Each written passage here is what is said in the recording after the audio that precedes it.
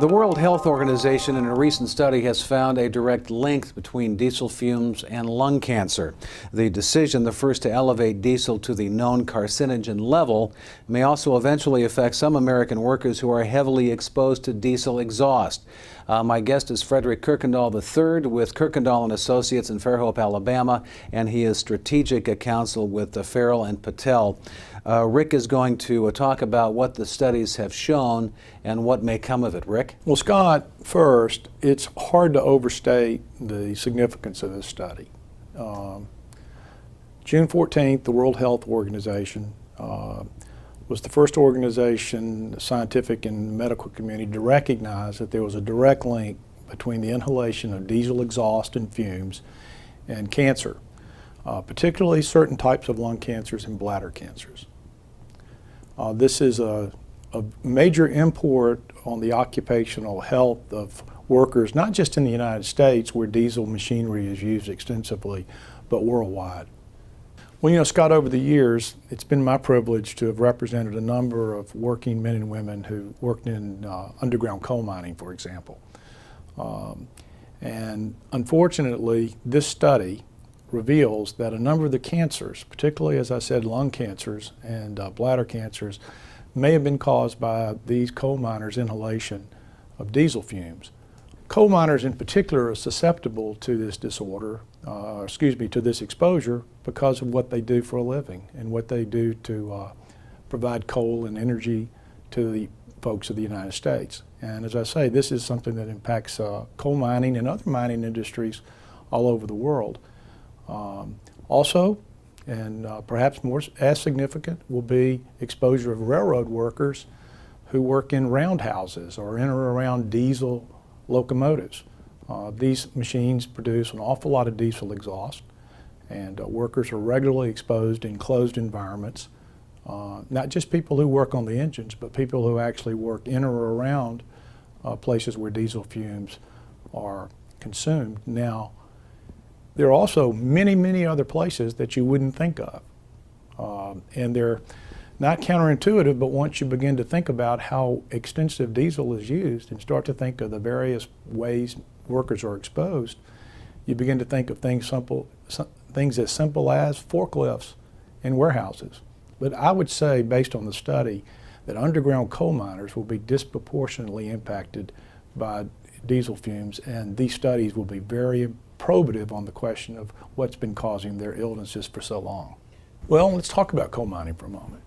You know, in the underground coal mines, particularly in my state, where I'm from, Alabama, and I had the privilege of representing the United Mine Workers of America there for a number of years, many men and women, who descend every day to produce the energy that the country needs to produce coal, are some of the deepest coal mines in the United States and in the world. Men literally descend, and women a mile deep, and go as far as 15, 20 miles to the working face. That entire trip, that entire experience is characterized by the inhalation of mining machinery, which is in large measure used in the mines as diesel. Diesel generated because of the lack of volatility in the fuel and other things.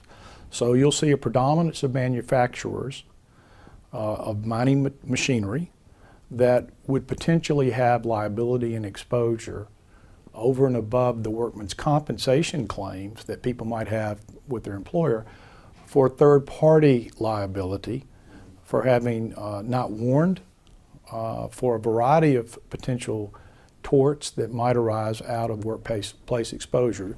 I mean, the most analogous situation is asbestos, and you mentioned it a minute ago, and it's an important thing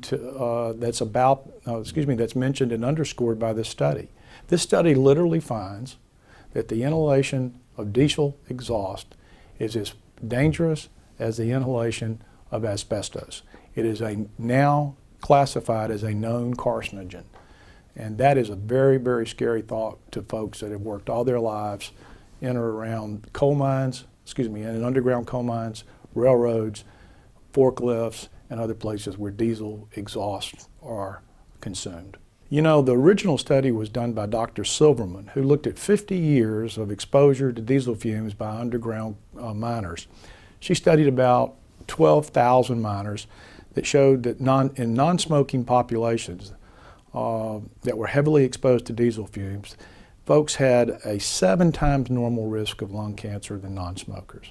And that's a significant finding. It's the finding, the exact finding, that the WHO unanimously reached the conclusion that there was a direct link between the inhalation of this exhaust and cancer. We've learned over the years, based on a whole number of incidents and accidents in coal mining, it's an ultra hazardous job.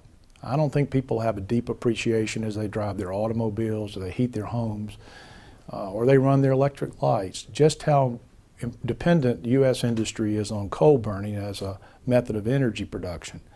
And the men and women who do this tireless work, which is very, very exhausting and backbreaking, but is perilous in the terms of the things that folks inhale while they're in there. They're exposed to coal dust, which produces coal workers' pneumoconiosis, which otherwise known as black lung. They're exposed to silica, because silica is used to coat the mining surfaces so as not to allow methane to ignite. It has a retardant factor in it. It has glass particles which enter the lung fields. But this finding, that something that is essential to keeping fires from being created from sparks on traditional machinery because of the diesel, less volatility in the diesel, is particularly disturbing. And we'll get down at the end of the day to an essential liability question, which is a question that was asked at Watergate.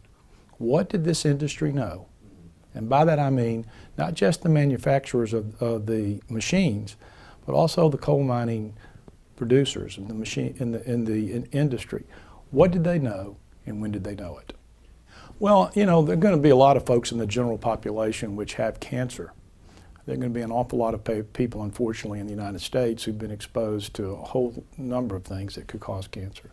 But if a person's worked in the nation's coal mines, or in the nation's railroads, or in a warehouse, and they've been diagnosed with lung cancer, particularly if they're non-smokers, but if they've been diagnosed with lung cancer or bladder cancer, I think they owe it to talk to their physician and explain to them the exposure they've had. And of course, if they need to examine the legal consequences, they need to talk to a lawyer. This is an important story which I think the network is wise to bring up. This is, to my knowledge, the first report that's been done on this on the internet. And I'll say this, it's one that's worthy of being followed, because I expect there to be quite a bit of new information coming out as we go along, but also possible litigation. If one thinks back to it, the asbestos litigation in this country lasted a long time and is still going. If this has the same potential, and this does have the same potential as asbestos litigation, this could be the beginning of a very long process.